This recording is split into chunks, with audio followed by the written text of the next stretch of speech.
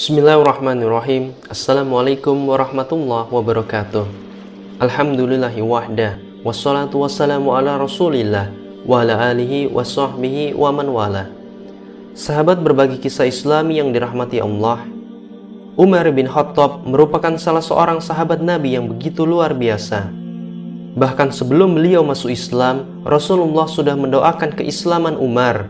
Rasulullah berdoa, "Ya Allah, kuatkanlah Islam dengan salah seorang dari dua Umar, yakni Abu Jahal Umar bin Hisham atau Umar bin Khattab."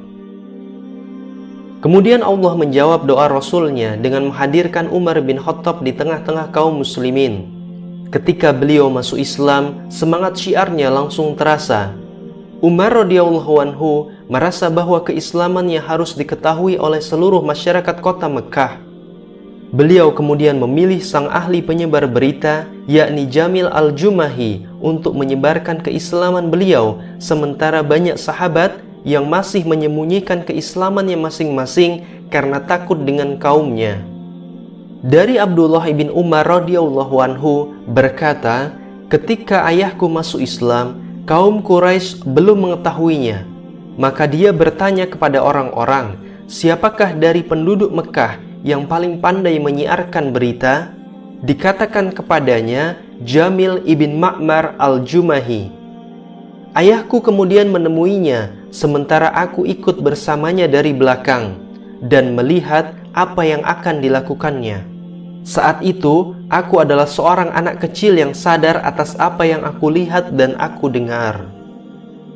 Sahabat yang dirahmati Allah, Umar radhiyallahu anhu kemudian mendatangi Jamil dan berkata, "Wahai Jamil, aku telah masuk Islam." Jamil kemudian tidak menjawab sepatah kata pun. Jamil bangkit menarik baju Umar dan berdiri di depan pintu Masjid Al-Haram. Jamil kemudian berteriak sekencang mungkin, "Wahai kaum Quraisy, ketahuilah bahwa Umar telah menyimpang." Umar yang berada di belakangnya kemudian berkata, "Bohong, yang benar adalah aku telah masuk Islam. Aku telah bersaksi bahwa tiada Tuhan yang berhak disembah selain Allah dan Muhammad adalah utusannya." Perkataan itu Umar ucapkan secara lantang, tanpa ada intonasi rasa takut sedikit pun, meskipun di situ banyak sekali musuh-musuh Islam. Sontak mendengar kabar berita itu, kaum Quraisy yang berada di sana langsung menyerang Umar. Tanpa takut, Umar kemudian membalas dengan menyerang Utbah bin Rabi'ah, salah satu tokoh Quraisy yang merupakan mertua dari Abu Sufyan.